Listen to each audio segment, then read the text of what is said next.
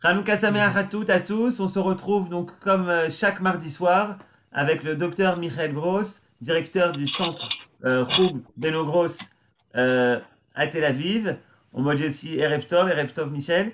Et ce soir, le docteur Gross a décidé de parler d'un point tout à fait particulier. On est toujours dans les parachutes de Yosef et on se pose la question pourquoi Yosef n'a pas donné signe de vie à son père alors qu'il a déjà un Mahamad, un statut élevé qui pourrait très bien envoyer un messager à son père. Voilà, bonne étude à nous tous et merci Michael. Merci Johan, bonsoir. Je vais faire monter les diapositives tout de suite. Et ça c'est là. Voilà, cher. Et on va agrandir tout ça. Bonsoir tout le monde et Reftor. Vous m'entendez bien parce que moi j'entends pas. Oui, alors ça va. Ok. Ça c'est la question. Pourquoi Yosef n'a pas envoyé de message à son père quand il pouvait le faire, évidemment, pas quand il était en prison, mais quand il était relativement libre et dans la maison de Potiphar et entièrement libre lorsqu'il est devenu le vice adjoint de Pharaon, il avait la possibilité de gérer toute l'Égypte et il n'avait pas de problème d'envoyer un message à son père. Et ça, c'est la question que tout le monde se pose, en fait, depuis que nous avons entendu cette histoire au jardin d'enfants. Pourquoi il ne le dit pas? Pourquoi il ne le dit pas?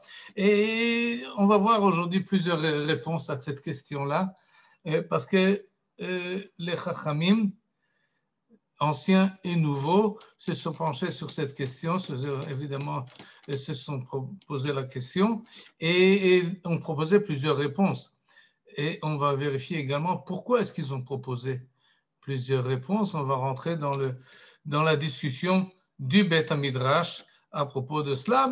Le Nachmanin Ramban, dans son Pérouche sur la Torah, sur Parashat Hashavua, au chapitre 22, et il dit Yesh litmoa, c'est effectivement très étonnant.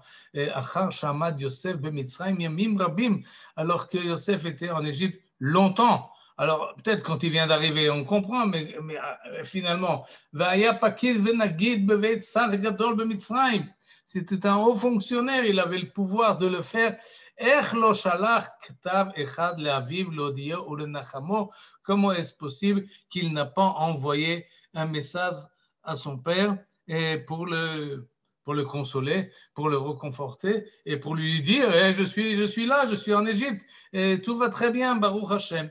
Et cette question-là, c'est une question évidemment d'abord de rapport familial, de rapport, on sait les rapports qu'avait Yaakov avec Yosef, et donc c'est très bizarre qu'il ne donne pas un signe de vie. C'est aussi un problème, si on peut dire, religieux, de morale religieuse. C'est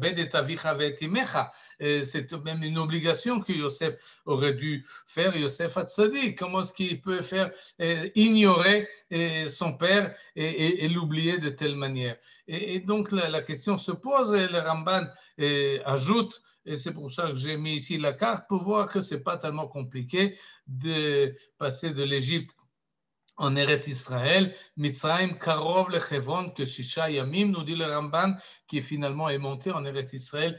Il n'a peut-être pas fait ce chemin, mais il a pu l'évaluer. En 6 jours de caravane, vous êtes de Chevron en Égypte et vice-versa. Et ajoute le Ramban, V'ilu aya mahalach shana, aya ra'u l'odio lichvod aviv, et même si ça prend un an, alors qu'il envoie un de ses messagers, et même si ça prend un an aller et un an retour, c'est ce qu'il aurait dû faire. Cette question-là, on la comprend et on se la pose et on va voir des réponses. Mais avant de voir les réponses, nous allons commencer avec Rashi. Et voilà ce que Rashi oui, là, il y a un point d'interrogation parce que Rashi ne répond pas à cette question. Il ne se pose pas la question. Rachid ne se relate pas à la chose. Je l'ai mis là parce qu'il fallait que je mette quelque chose, alors j'ai mis le timbre qui a été édité à l'époque de 950 ans de la naissance de Rashi. Et dans ce timbre-là, il y a eu un ajout. Yesh midrashé agada rabim, c'est ce que Rashi nous dit. Il y a beaucoup de midrashim. Mais moi, je ne suis pas venu pour vous raconter les midrashim. Ani lobati ela lipshuto shel mikra, comme ça dit Rashi au chapitre 3 du livre de Bereshit, en annonçant par cela un peu sa méthode. Et avant de chercher une réponse à la question que nous sommes posée, il faudrait s'arrêter sur la méthode de Rashi. Pourquoi est-ce que Rashi ne propose pas de réponse à cette question-là? Et c'est essentiellement parce que Rashi n'a pas pris sur lui de se poser des questions qui sont au-delà du texte. Rashi vient nous expliquer ce qui est marqué. C'est un explicateur de texte. Il nous explique qu'est-ce que le texte nous dit lorsqu'on ne comprend pas le mot. Il nous explique le mot, et lorsqu'on ne comprend pas les rapports entre le début de la phrase et la fin, il nous expliquera, ou quand il voudra nous expliquer et ce qui se passe, c'est ce qui est décrit dans la Torah, il nous le dira, mais ce qui n'y est pas marqué dans la Torah, Rashi ne va pas nous expliquer, il ne va pas nous dire qu'est-ce que la Torah ne nous dit pas. Et entre autres, par exemple, les tamé à mitzvot, c'est-à-dire la raison d'être des mitzvot, quand elles sont explicites. Alors Rashi nous explique le texte s'il n'est pas compréhensible. Mais quand c'est compréhensible, il n'y ajoute rien. Et lorsque ce n'est pas marqué les tamé à mitzvot, il ne dira pas. De la même manière, Rashi ne nous explique pas qu'est-ce que pensait Abraham, par exemple, lorsque Sarah lui a proposé Hagar. On ne sait pas qu'est-ce que Abraham a pensé à ce moment-là. Ou bien, qu'est-ce qu'a pensé Rachel lorsque son père Lavan l'a remplacé par sa sœur Léa? Qu'est-ce que Léa a pensé? Qu'est-ce que Rachel a pensé? Qu'est-ce que même Yaakov a pensé? Ce qui n'est pas marqué, nous, à juste titre, on peut se poser la question. Mais la Torah, il faut le savoir, ne donne pas d'éléments pour y répondre. Ce n'est pas explicite dans la Torah. On peut essayer de tâtonner, de chercher, de proposer certaines hypothèses, mais la démarche de Rashi nous montre bien, et il fait une distinction très nette entre ce qui est marqué et ce qui n'est pas marqué. Donc, peut-être que Rashi avait une idée dans la tête à ce propos-là, mais à propos de pourquoi Yosef n'a pas envoyé un messager chez Yaakov. Mais Rashi ne nous le dit pas, et j'insiste là-dessus, parce que toutes les réponses que nous allons voir, il faut bien se dire, c'est des réponses que les Chachamim, les gens intelligents et instruits, nous proposent au long des générations, mais ils devront se baser sur quelque chose. Il ne peut pas proposer une réponse stam comme ça en l'air, parce que comme ça, il s'imagine. C'est une hypothèse qui doit être basée sur les textes, mais pas seulement sur les textes. Évidemment, quand quelqu'un propose une hypothèse, c'est un peu le reflet de ce qu'il pense lui-même. S'il était à la place de Yosef, comment est-ce que lui, il aurait réagi. Et donc, au-delà des réponses que nous allons voir, nous allons essayer de comprendre pas la Torah, c'est-à-dire pas la Torah chez Birtav, mais plus la Torah chez Béalpé. C'est-à-dire, on va essayer de comprendre ce qu'avaient derrière la tête ceux qui nous ont proposé ces réponses-là. Et j'ai dû faire un choix, et j'ai ramené 5 réponses. Peut-être que la troisième, on va sauter au départ. Si on a le temps, on va la revenir sur elle à la fin. J'espère qu'on aura le temps de voir toutes les réponses proposées. Et voici, donc c'était 1 et ça c'est 2. Réponse du Ramban, celui qui vous vous souvenez il y a un instant, et c'est lui qui a posé la question. Et la réponse de Ramban, elle est devenue classique. Tout le monde la connaît. Et ce que nous dit le Ramban, Ani Omer, שכל העניינים האלה היו ביוסף מחוכמתו בפתרון החלומות. C'est-à-dire tout le comportement de Yosef s'est fait intelligemment pour résoudre les rêves qu'il avait rêvés.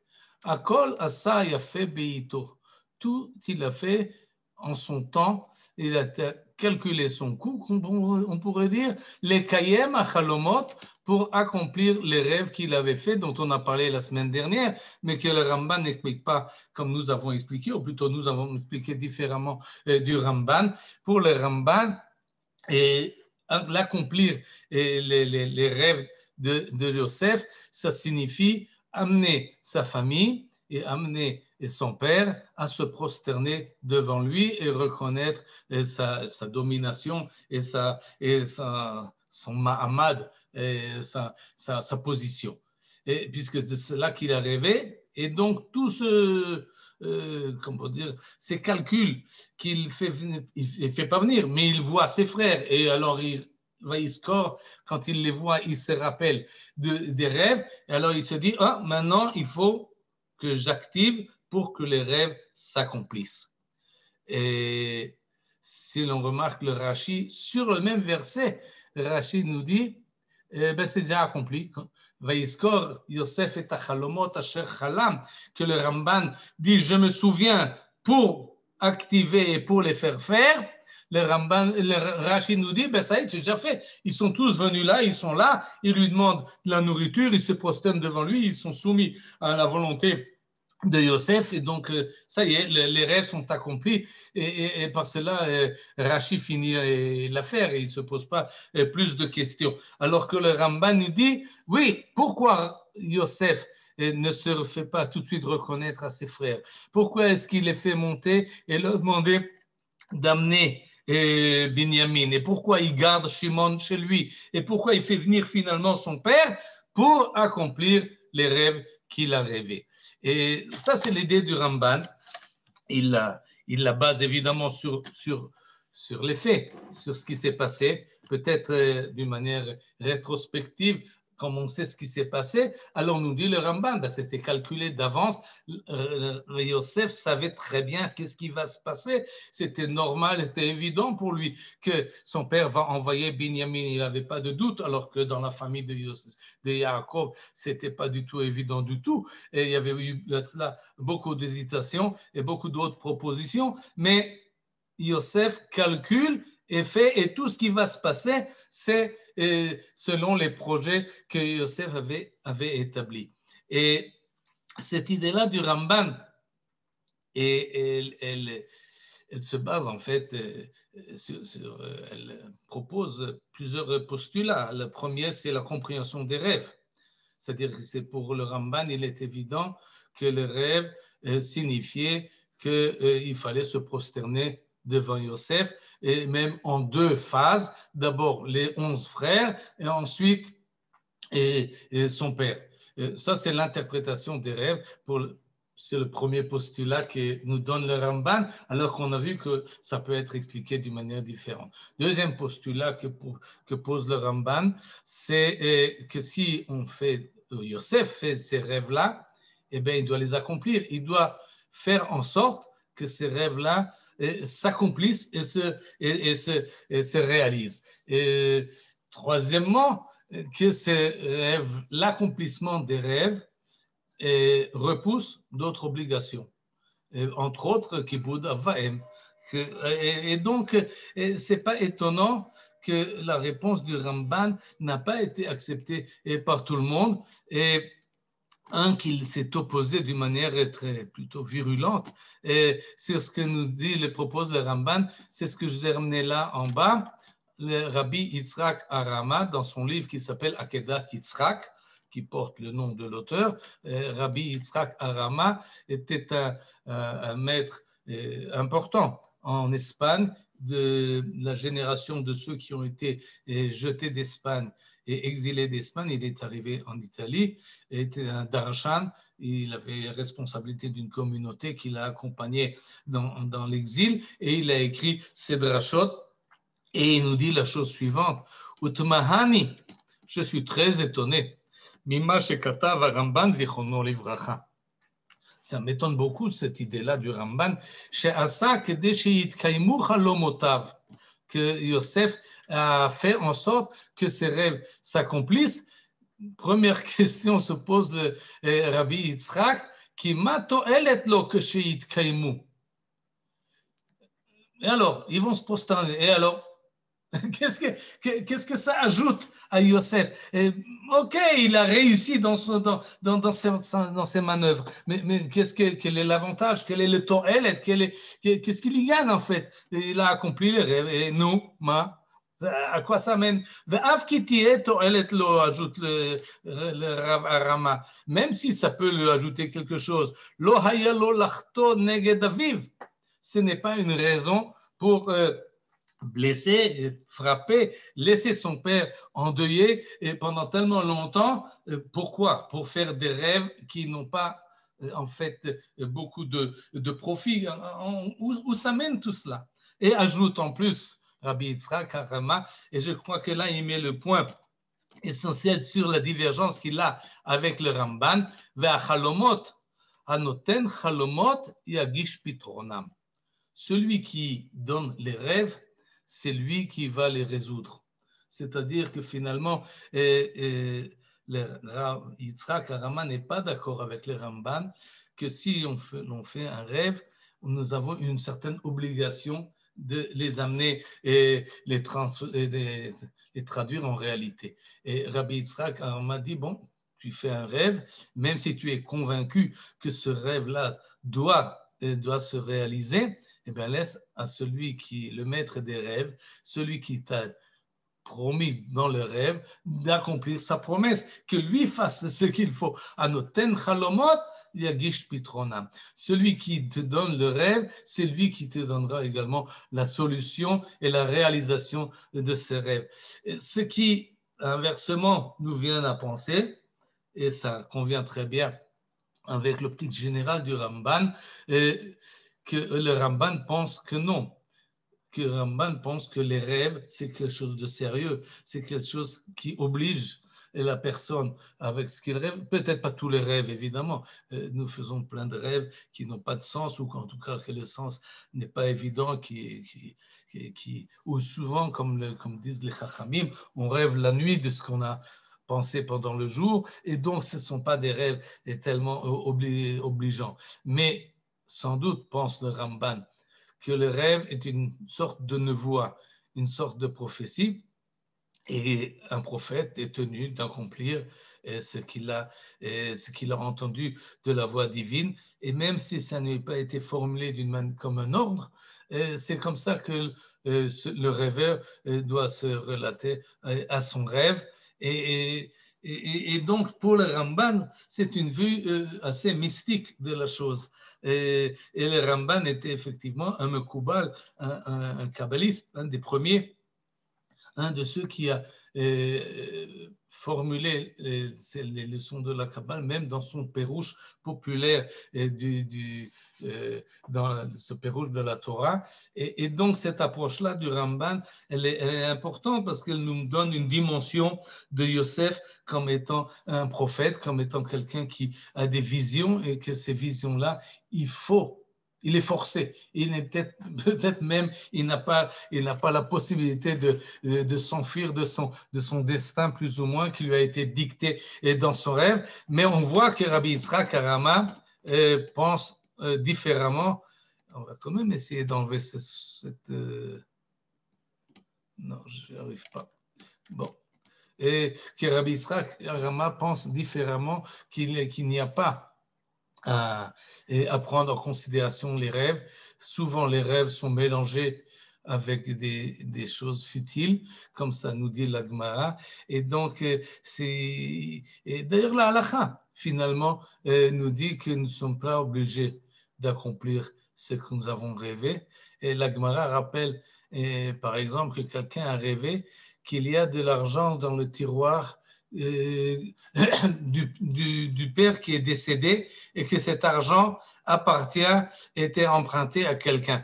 Mais un fils rêve ce rêve-là, et il ne savait pas qu'il y avait de l'argent dans le tiroir. Il va ouvrir le tiroir, il trouve l'argent. Et donc, il le sait par son rêve.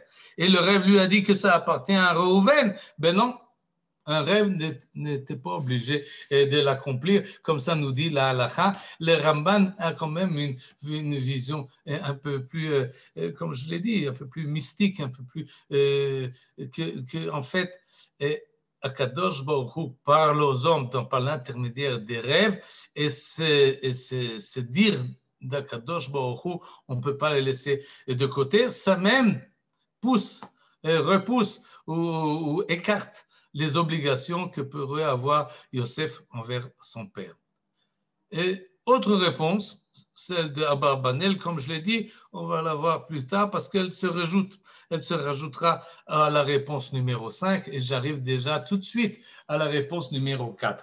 Et si la réponse numéro 2 du Ramban a été contredit par le Rabbi Yitzhak Harama, et en tout cas, ça a fait toute une poulmousse, toute une discussion contre le Ramban. D'ailleurs, plusieurs lui posent plusieurs questions. Et j'arrive à deux Talmidei Chachamim contemporains. Un est déjà décédé, le second est Akadosh Baruch Hu Yarich Lo Yamim, Arav Yoel bin Nun. Voilà, ça c'est ça. Comme ça, c'est sa photo. Et le Rav Yoel bin Nun est un Rosh Yeshiva, il était Rosh Yeshiva à En-Surim, et Talmid Chacham, qui a beaucoup de connaissances et qui enseigne dans beaucoup de cadres, entre autres à la Yeshiva de Har Etzion.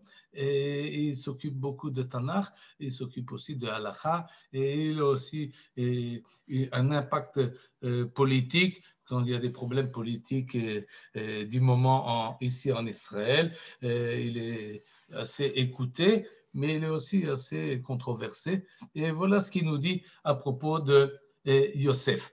Et sa proposition est la suivante.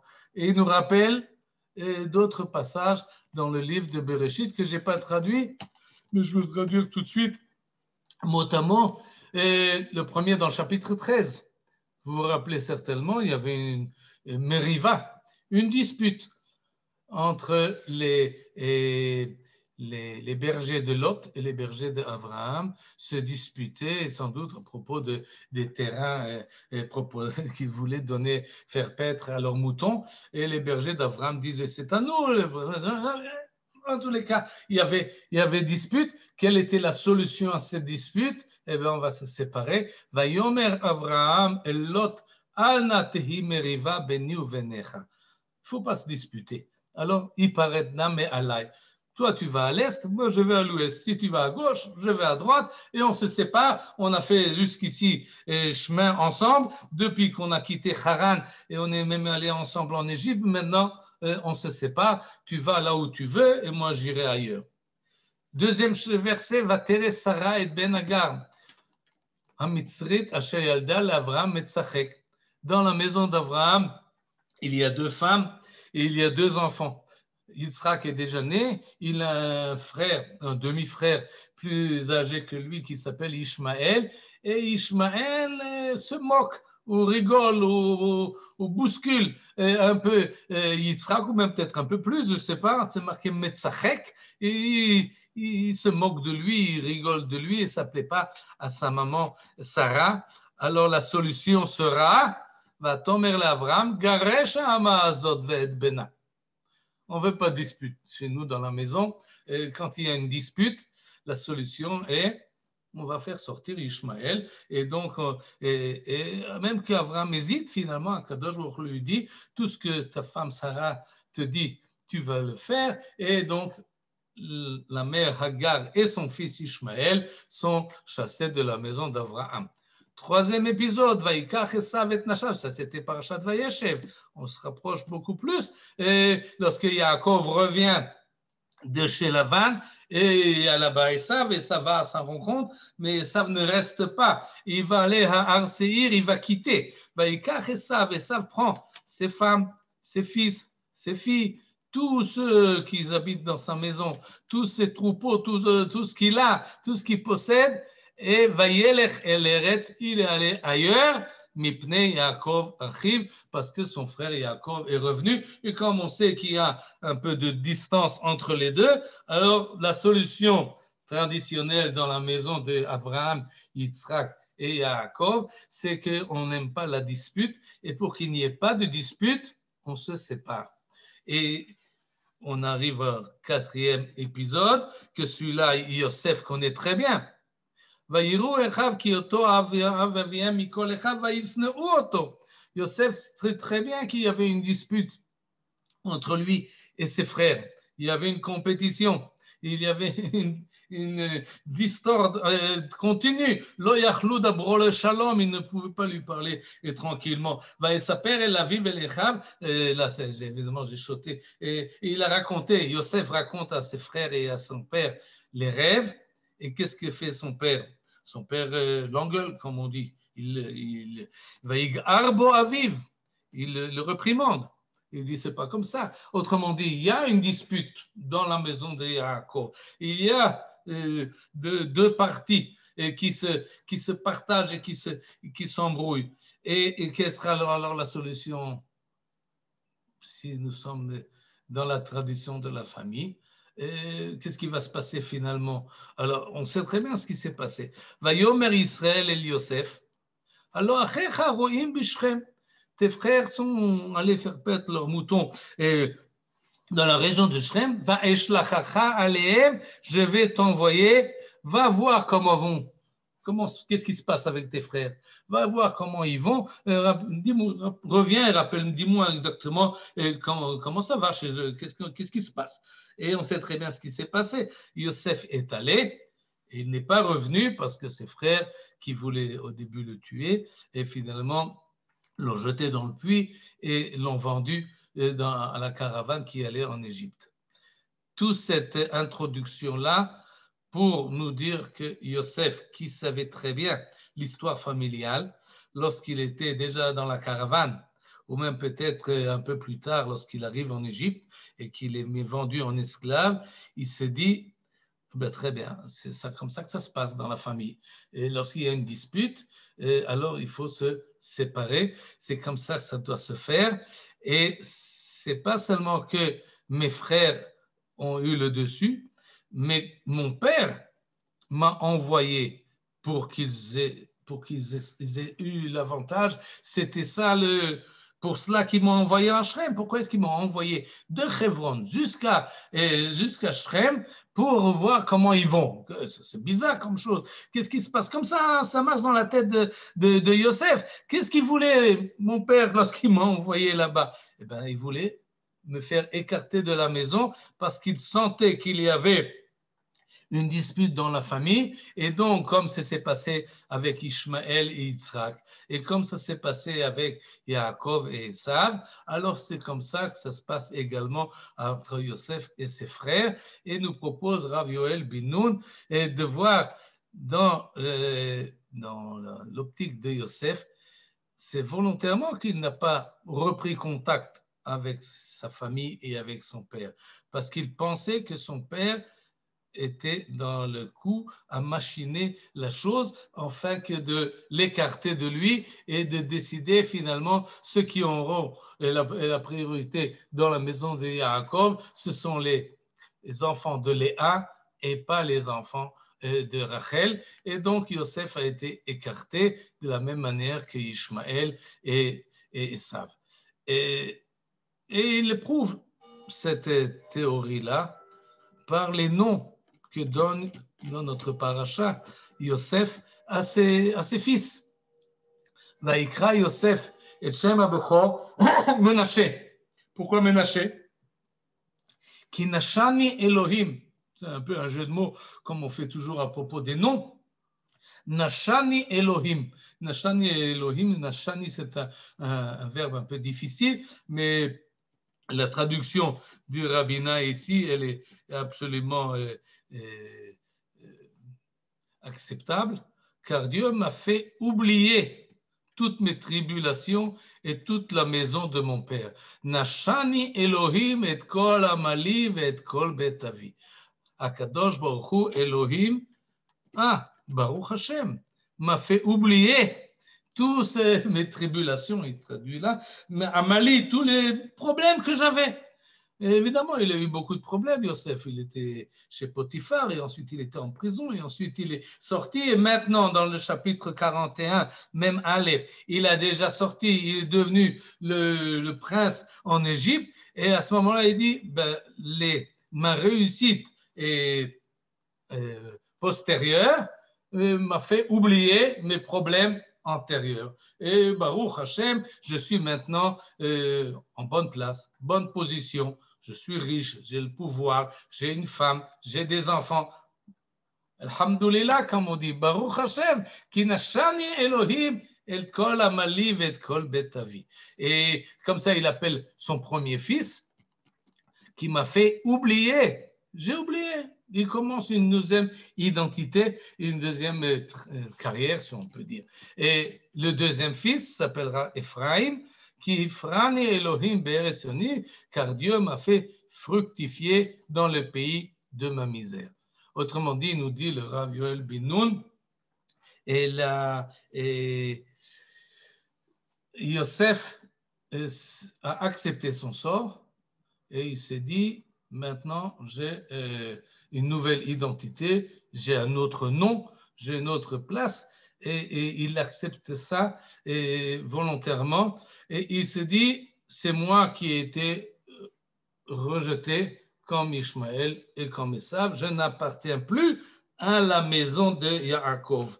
Jusqu'à quand? Jusqu'à ce qu'arrivent ses frères, évidemment. Lorsqu'arriveront ses frères, il se rappellera, ouah, il les verra, eux ne le reconnaissent pas, mais lui les reconnaît, et alors, alors c'est l'occasion de reprendre contact avec la maison paternelle. Mais c'était pas cela, et ça, son optique, c'était pas ça, et ce qu'il voulait faire, mais le Khatrila, comme ça nous propose le Rav Yoel Ben-Nun, que Yosef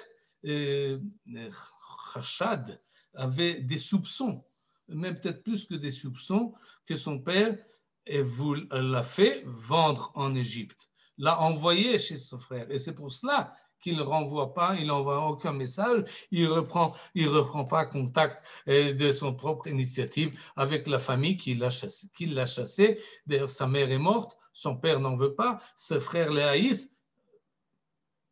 Pourquoi?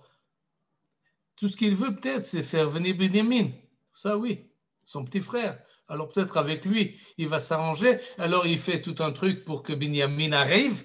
Et il a l'intention de le garder à la place de Shimon. Mais Yehuda, dans son discours extraordinaire du début de Shabbat prochain, va changer toutes choses. Velo yachol Yosef le itapek. Et alors Yosef éclate. Et tout ce qu'il avait, tout ce qu'il s'est dit, toute cette deuxième identité qu'il s'est créée ne tient plus, alors il reprend contact avec sa famille. Et j'ajouterai avec cette optique-là, non, repoussons ça un peu plus tard, et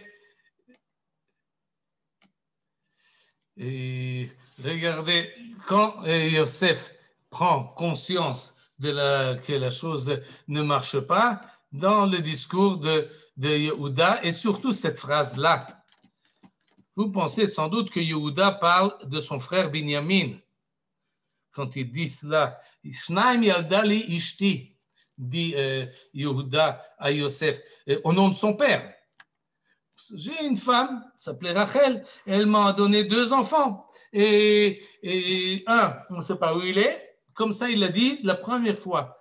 Radmet, on ne sait pas. Enenu, on ne sait plus où il est. Et l'autre, il est encore chez papa à la maison, le petit. Mais lorsqu'il revient à Yehuda, lorsqu'on fait son discours, il dit Vayetse ha'echad me'iti, au nom de son père, il dit comme ça. Va'omar ach tarof toraf, velo reitiv adena. C'est-à-dire, Yehuda dit à Yosef, qui ne sait pas que c'est Yosef, que mon père pense qu'il avait 2 fils. Un s'appelle Binyamin, il est là. L'autre, c'était Yosef, son grand frère. Et qu'est-ce qu'il pense, Yaakov, de Yosef? Tarov Toraf, il a été déchiqueté, il a été dévoré par une bête sauvage. À ce moment-là, Yosef prend conscience, mais je me suis trompé. C'est pas que mon père voulait m'envoyer, c'est pas qu'il voulait se débarrasser de moi, c'est pas qu'il voulait comme ça résoudre le problème de la dispute familiale. Au contraire, il n'était pas dans le coup. Tout d'un coup, il réagit qu'il s'était trompé, qu'il avait mal vu la chose, qu'il avait mal compris la situation. Et son père, maintenant, pense Tarov Toraf, qu'il lui est arrivé un accident et qu'il est mort déchiqueté par une bête sauvage. Comme ça pense Yaakov. si c'est comme ça, il n'écoute même plus la suite, nous dit le Rav Yoel Binou dans son article, où le Kartem dit Binyamin n'est plus ici l'essentiel. Yosef entend son frère et dit je me suis entièrement trompé. Et alors, l'histoire tourne 180 degrés et il fait venir toute sa famille dans la joie et l'allégresse. Et ça, c'est donc l'idée de Rav Yoel Binou. Et cette idée-là, et ça je vais sauter pour l'instant, je passe au Rav Hanan Porat. Mais avant de passer au Rav Hanan Porat, je vais vous lire ce livre-là. C'est la traduction de Lazar Vogue de la Bible. Et là, il y a une annotation à propos du verset « Kinashani Elohim ». On revient là-dessus. Car Dieu m'a fait oublier toutes mes tribulations, nous dit Lazar Vogue la chose suivante. En effet, Joseph aurait-il réellement oublié sa famille et surtout son père? Aurait-il négligé d'avoir des nouvelles de Jacob? Maintenant, surtout qu'il dispose de tant de ressources pour s'en instruire, il nous répugne de le croire. Et le silence de la Bible ne prouve rien.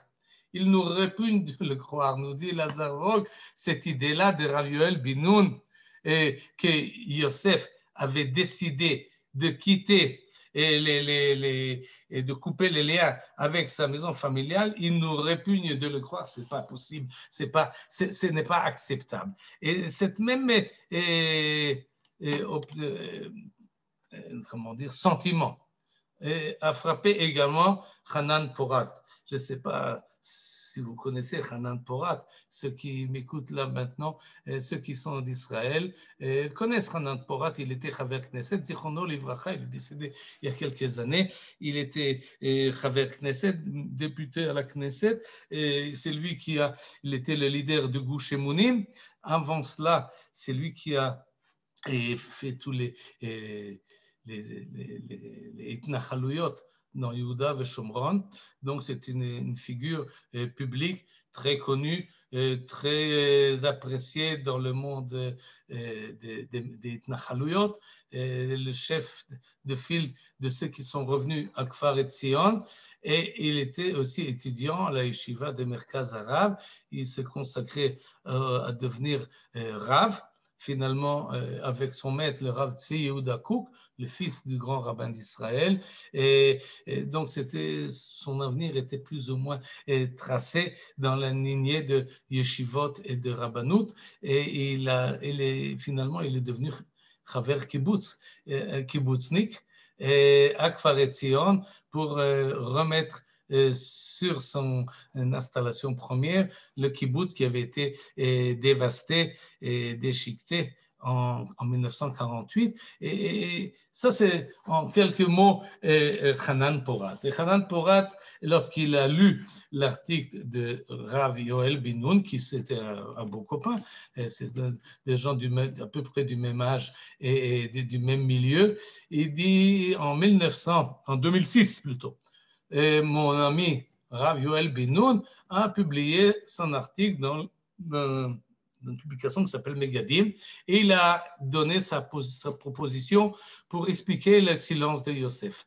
Et ajoute le Hanan Porat, Alay le Hodot, je dois vous avouer, qui pérousait que cette explication de Rabbi Yoel m'aurait bihit komemut aza, me réveille en moi une grande opposition. Je ne suis pas d'accord d'accepter que c'est possible que Yosef pense un instant que son père l'a envoyé et l'a chassé de la maison. On a déjà beaucoup de problèmes moraux dans cette histoire de Yosef, des problèmes moraux difficiles. Pourquoi ajouter en plus une suspicion qui n'est pas la peine? Et est-ce qu'il n'est pas plus, se demande Hanan Porat, est-ce qu'il n'est pas plus logique de penser que ses frères n'ont pas raconté la vérité à son père, à leur père? Ils lui ont sans doute inventé quelque chose. Il ne sait pas le truc de la tunique qui était aspergée de sang, mais il dit c'est pas possible. Ou bechol mikre, haïm al smach hava amina de chouka. יכול היה יוסף לחוץ משפט ולנתק מגע מאביו, et même s'il avait un doute, eh bien, dans le doute, il peut vérifier le doute et qu'il envoie quelqu'un pour aller vérifier. Donc, Hanan Porat n'accepte certainement pas cette idée-là de sa chavruta Rav Yoel bin Nun, et il dit la chose suivante, et que cette question-là l'a perturbé pendant longtemps, ça le travaillait dans la tête. D'ailleurs, Hanan Porat a écrit un livre qui s'appelle Et achai anochi mevakesh, et la phrase formule qu'a formulée Yosef lui-même lorsqu'il a rencontré l'ange, je cherche mes frères, je cherche mes frères. Et Hanan Porat s'est posé donc pendant longtemps la question, jusqu'un jour, il a lu le livre de Shai Agnon, le fameux prix Nobel de littérature, et le livre Vaya et Akov, le Mishor, et comment dire ça, les chemins qui sont sinueux seront transformés en ligne droite. Et dans cette histoire-là, dans ce livre-là, on nous raconte une histoire, j'ai le temps de raconter cette histoire, peut-être un peu de Menashe Chaim. Je ne sais pas si vous avez lu le livre, mais Menashe Chaim, c'est un mendiant. C'est un schnorrer, comme on appelle ça, de Bouchach, la ville de Yosef Agnon. Et sa femme lui dit, tu sais quoi, on n'a pas de quoi manger, fais le tour des communautés autour et des villages autour et amène-nous à manger. Mais avant de partir, va chez le Rav. Pourquoi il faut aller chez le Rav? Parce qu'il va te donner une attestation comme quoi tu es Menashe Chaim, on peut te faire confiance et tu as effectivement besoin de ce que tu demandes. Et alors les gens verront cette lettre et ils te donneront ce que tu leur demanderas. Alors le mari Menashe Chaim, il s'appelle Menashe, oui, Menashe Chaim. Et il fait ce que sa femme lui dit, il prend le papier du Rav, il tourne autour de tous les villages aux alentours et à un certain moment, il rencontre un autre schnorrer. Et l'autre schnorrer lui dit, je vois que ça ne marche pas tellement tes affaires, les miennes non plus. Et l'autre lui dit, oui, mais moi j'ai un papier. Alors le schnorrer là, le compère, lui dit, bon, tu sais quoi, j'ai quand même quelques économies, est-ce que tu es prêt à me vendre ce papier? Et Menashe Chaim se dit, avec ce papier-là, jusqu'ici, peut-être j'aurai quelque chose, jusqu'ici je n'ai pas reçu, maintenant il me propose tout de suite un peu d'argent, hop, il lui vend le papier, l'attestation du Rav, et comme quoi Menashe Chaim est quelqu'un de respectable et quelqu'un on peut faire confiance, et ils se séparent. Et l'autre schnorrer, très content de l'attestation qu'il vient de recevoir, s'en va. Qu'est-ce qu'il arrive, l'autre schnorrer? On ne sait pas exactement ce qui lui est arrivé, mais on l'a retrouvé, son cadavre. Il a été assassiné sans doute et quelque chose lui est arrivé. Et on ne sait pas qui c'est, ce cadavre-là, dans le milieu du chemin. On ne connaît pas, personne ne le connaît dans la région, on ne sait pas qui c'est, mais on fouille dans ses poches et on trouve un papier. Et dans le papier, il y a marqué que Menashe Chaim de Bouchach est quelqu'un de respectable. Alors, on enterre le cadavre, le corps de ce schnorrer, et très rapidement se répand la nouvelle que Menashe Chaim de Bouchach est décédé. Et cette nouvelle arrive à Bouchach. Et madame, la femme de Menashe Chaim, entend, évidemment, elle pleure, etc. Mais après le temps, étant donné que son mari ne revient plus, et parce qu'il est allé faire schnorrer dans les autres un peu plus loin, et il ne revient pas, alors elle se remarie. Elle, d'ailleurs, le Rav de l'endroit lui dit, effectivement, on a le papier que j'ai donné à ton mari, et puis il n'est pas revenu, et on a trouvé un cadavre avec cette feuille. D'après la halakha, tu peux te remarier, et arrive à Menashe Chaim, ce qui est arrivé à Martinguer, il y a d'autres combattants qui se reviennent du combat et victorieux ou pas, et retrouvent leur femme déjà mariée avec quelqu'un. Et en s'approchant de Bouchach, Menashe Chaim entend que sa femme a eu un fils. Et alors, il ne sait pas quoi faire. Il hésite, et finalement, il va au cimetière, et il reste au cimetière, et il décide de plein gré de ne pas se dévoiler ni à sa femme, ni à la ville de Bouchach, et il décide, il dit, Kasher avadeti, mon sort, mais je ne vais pas, si j'arrive, si je me dévoile, alors ce fils-là sera un mamzer, alors ma femme sera dans une grande détresse et finalement, je risquerai de faire une séparation dans une famille d'Israël. Je décide de mon propre gré de ne pas me dévoiler. Et lorsque Hanan Porat lit cette histoire-là de Shai Agnon, il comprend tout de suite qu'est-ce que le rapport avec la paracha. Et il y a un midrash qui dit exactement cela. En Esther Magedet Moladeta, nous dit le midrash à propos de Esther. Melamed shetafsa shtika be'atzma. Esther ne dit pas de quel pays et de quelle religion et de quelle nation elle est. Elle tafsa shtika be'atzma. Elle se donne, comment dire, le silence. De qui elle a appris? Elle a appris de Rachel. Ziknata. Shetafsa pelech shtika. C'est le mot employé également de Shai par Shai Agnon dans son histoire. Tafas pelech shtika. Elle utilise l'ouvrage, ou plutôt l'outil du silence. Amdou, comme ça a fait Rachel, Amdou kol gdolé zar'a beshtika.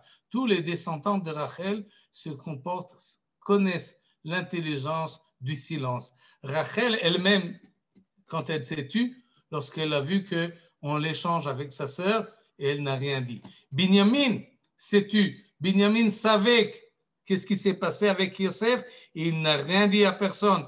Tafas beshtika, il s'est tu.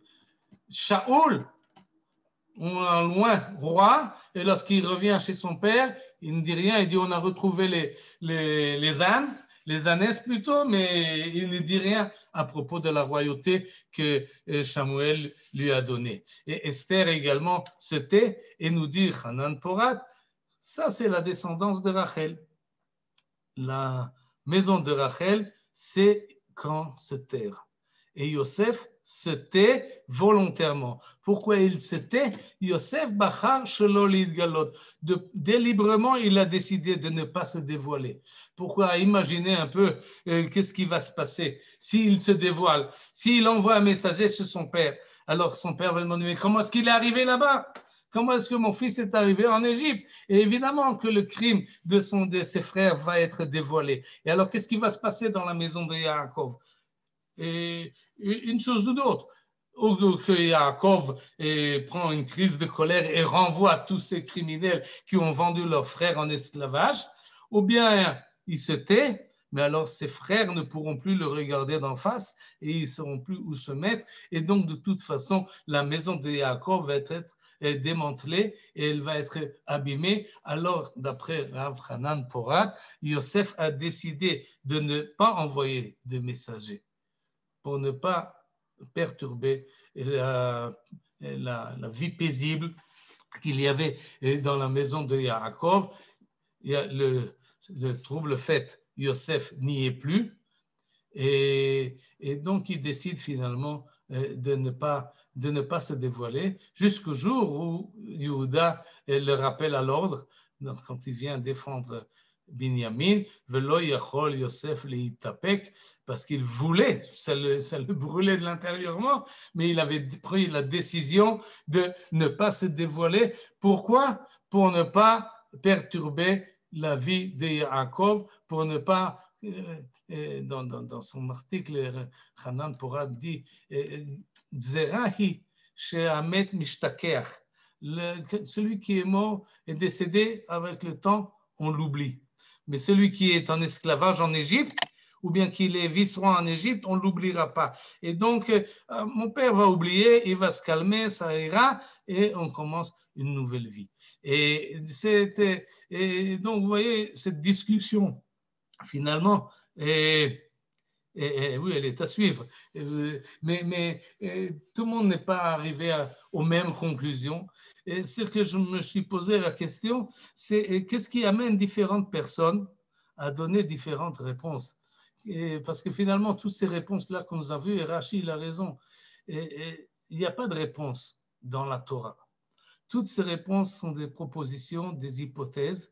Et une peut avoir plus de valeur que d'autres. Chacun de vous peut choisir avec lequel il s'identifie plus. Est-ce que vous préférez la position du Ramban qui nous a dit que, je reprends tout de suite, qui nous a dit que c'était pour accomplir les rêves.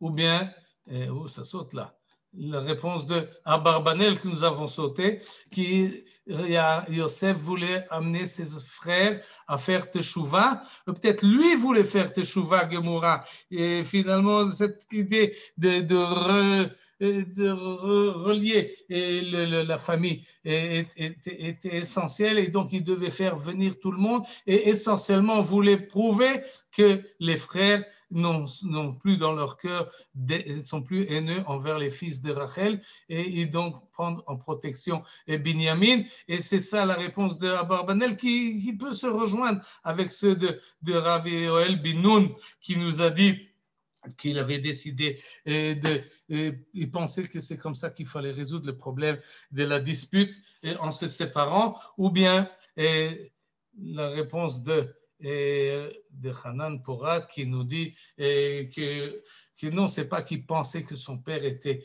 complice dans cette séparation et que cette séparation était véritablement voulue, mais plutôt parce que il avait décidé de ne plus perturber dans la vie de Yaakov et de ses frères.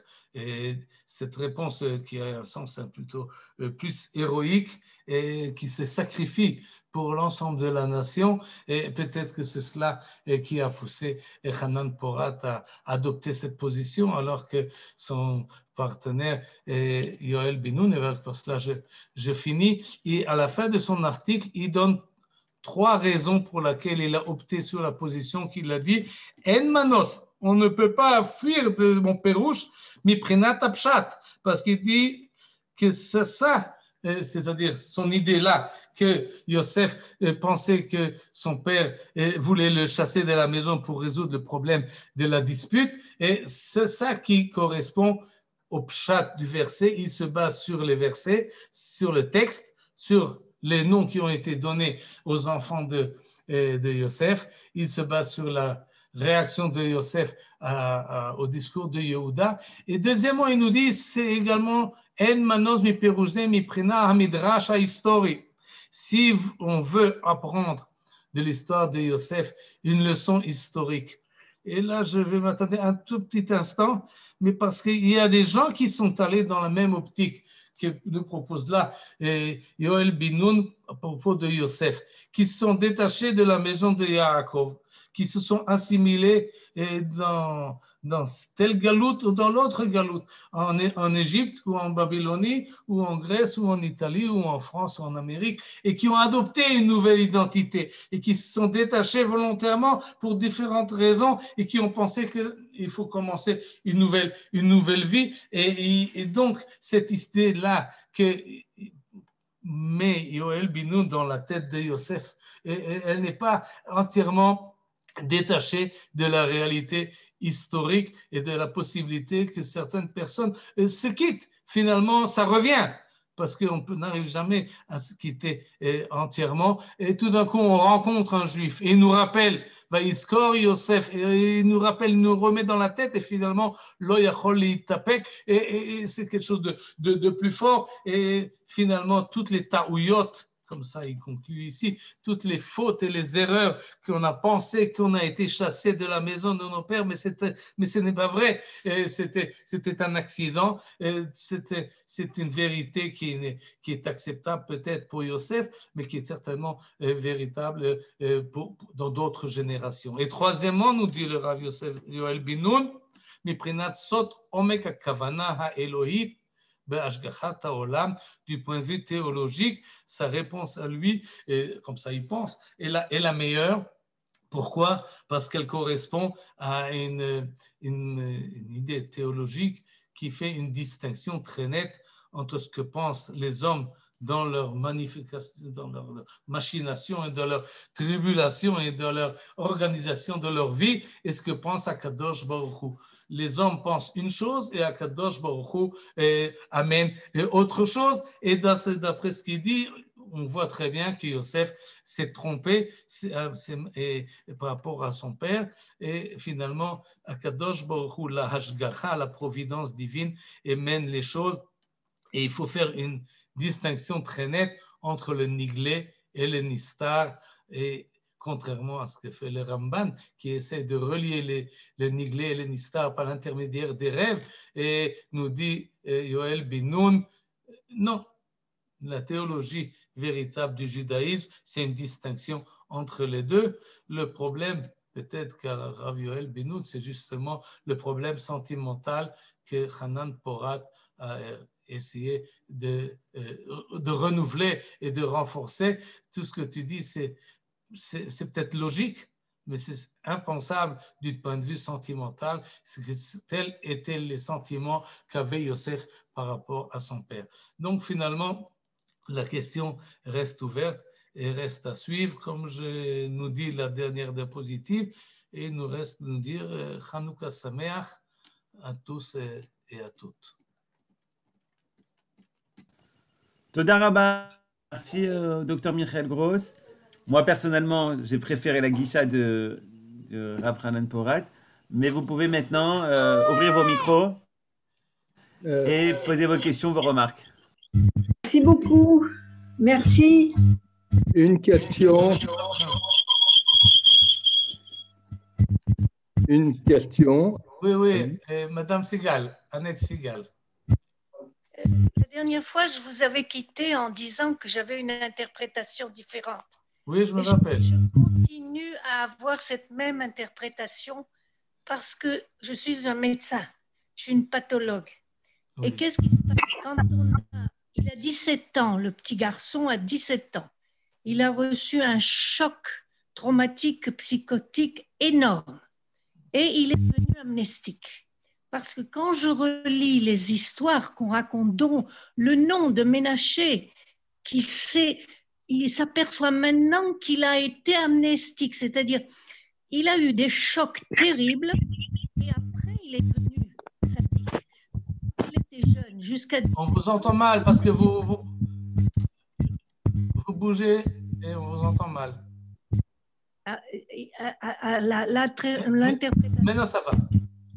L'interprétation, c'est une interprétation comme médecin, en tant que médecin, une amnistie à 17 ans pour des chocs psychologiques énormes. Et à mon avis, moi, ça répond à beaucoup des questions, dont même Ménaché. Dieu m'a fait oublier les tribulations. C'est-à-dire que j'ai fait une amnistie pour survivre.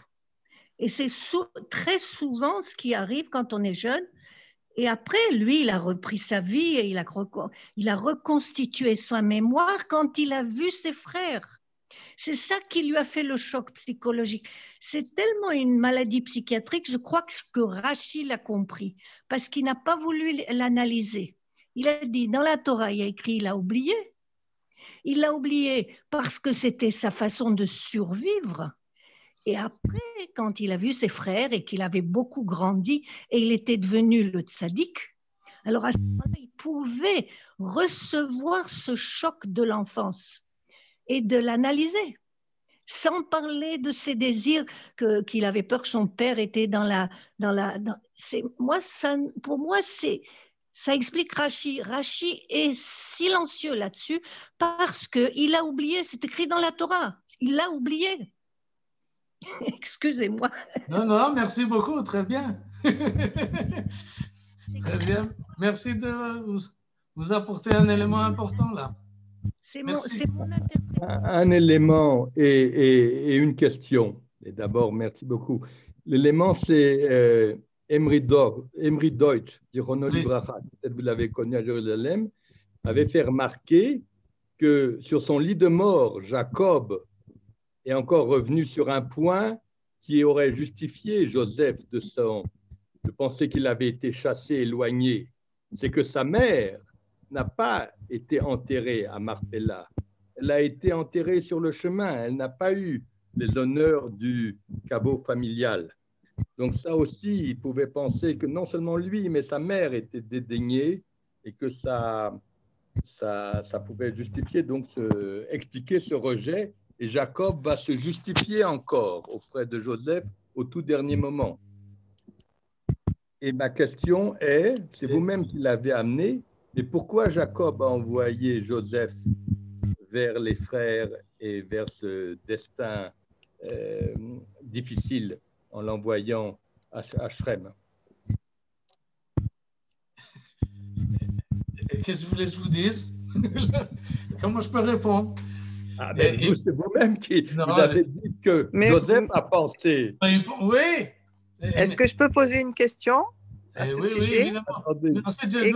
Et pourquoi vous avez envie de savoir absolument pourquoi Yitzhak a envoyé, pourquoi Jacob a envoyé Joseph? Pourquoi est-ce qu'on a absolument besoin de tout savoir?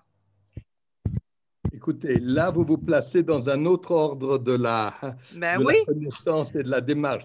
Mais oui, justement, on est dans la Torah. Docteur Les Gross voies de Dieu sont impénétrables. A dit ce que Joseph a pensé. Peut-être qu'il y a des explications qui expliquent pourquoi Jacob l'a fait. J'aimerais bien vous donner, on peut tous avoir des explications. Mais le fond des choses, je crois, il est aussi de se poser la question de notre besoin du pourquoi tout le temps. C'est une habitude que nous avons prise et qui, à mon avis, doit être examinée. Très bien. Alors ça, c'est valable pour toutes les interprétations. Non, pour toutes les questions qui touchent… Les interprétations viennent du fait qu'il y a des questions. Non, pardon, quand même pas. Ça touche aux questions qui regardent Dieu, parfois. Et je peux me permettre… Oui. C'est cette habitude de questions qui nous a fait survivre en tant que peuple. Oui, Madame Gross, maman, qu'est-ce que tu voulais dire? Je veux dire que la Gemara est pleine de questions. Et que Ma égale la question. Et Adam égale 45. Et Ma égale 45. Donc Adam est la question. Eh ben, il n'y a pas de question. Adam, il est comme un animal. Donc la question, c'est Adam. Je crois. Excusez-moi, c'est un débat intéressant, mais on sort du débat et nous, on veut rester un cours concis qui va sur les points. Donc, on se reconcentre. Est-ce qu'il faut des questions ou pas des questions? On fera un cours entier avec le docteur Gross dessus. Alors, Michael, est-ce que tu as une réponse aux questions qui ont été posées? Et peut-être Alex. Alex, on va te donner la parole après. Alex, Vakasha. Alors non, moi, j'avais j'avais une 6e proposition que j'ai entendue pour le fait que Yosef ne donne pas signe de vie à son père, c'est que finalement, il n'a pas pu donner réponse à la shlichut pour laquelle son père l'avait envoyé. Il l'avait envoyé pour vérifier le shalom entre ses frères. Et c'est qu'au moment où il le vérifie qu'il peut dire, ben voilà, je suis là, c'est bon, je peux revenir à la maison. Il ne pouvait pas revenir tant qu'il n'y avait pas la paix au sein de la famille. Bien fait. Et comme ça, vous bouclez la boucle de toutes les questions, vous répondez à tous. Et fait, oui, j'ai aussi rencontré cette proposition-là. Et je voudrais quand même dire quelque chose entre Madame Moreau et Monsieur Trink. Et ce problème-là, est-ce qu'on peut poser des questions? Est-ce qu'il faut poser des questions? Et quelles sont les limites à ces questions-là? C'est en fait, je pense, la distinction entre Rashi et Ramban. Si vous voulez, d'une manière plus générale, entre les Ashkenazim de France et de la vallée du Rhin, je parle des Ashkenazim de l'époque médiévale, oui, et ceux qui étaient dans le monde musulman, qui étaient plus philosophiques et plus intellectuels de ce genre-là d'intellectualisation. C'est-à-dire, Rashi veut comprendre le texte. Qu'est-ce que le texte nous dit? Ce que le texte ne nous dit pas, j'en ai pas besoin. Tout ce qu'il veut, c'est comme ça la démarche des balais à Tosafot dans la Gemara, c'est la démarche également de Rashi dans les textes de la Gemara, que ce soit de Halacha ou de Haggadah. Il interprète ce qui est marqué. Il se soumet d'une manière très impressionnante, cette soumission, cette achna'a, cette humilité qu'a Rashi par rapport à la tradition et par rapport au texte. Alors que dans un monde plus intellectualisé des Sfaradim, comme le Ramban, comme Ibn Ezra, comme d'autres, et avec une réflexion psychologique et philosophique, il se pose des questions. Est-ce que Abraham a eu raison? Que pensait Yitzhak? Que pensait Moshe Rabbeinu? Ils se mêlent et ils ne font pas ça parce qu'ils manquent de respect par rapport à la Torah, mais parce qu'ils pensent que accepter la Torah et la comprendre et l'intérioriser doit se faire avec le monde dans lequel nous nous connaissons et donc c'était Madame Annette qui amène son expérience de médecin 4000 ans après ces histoires-là de Yosef et elle interprète l'histoire de Yosef avec la psychologie aujourd'hui moderne avec tout et c'est légitime, à mon avis c'est légitime. Pour le Ramban il a fait la même chose, c'est légitime, c'est-à-dire essayer de prendre les histoires de la Torah et les amener dans notre monde à nous et d'essayer d'en faire quelque chose qu'on peut les traduire dans notre comportement, que ce soit par rapport avec nos rêves ou que ce soit par avec les rapports avec nos parents ou avec nos frères ou avec nos enfants, etc. Il faut apprendre quelque chose de cette histoire-là. Ce n'était pas une histoire qui s'est passée et on n'en fait rien, c'est un intérêt gratuit. Ces deux tendances existent, on peut respecter celle de Rashi, on peut respecter celle du Ramban et donc finalement à mon avis en tous les cas c'est le signe que j'ai placé, c'est cette étude-là de la paracha, une question et plusieurs réponses parce qu'il y a plusieurs réponses à les questions qu'on se pose. Ad kan. Shi'eh Chanukah Sameach et que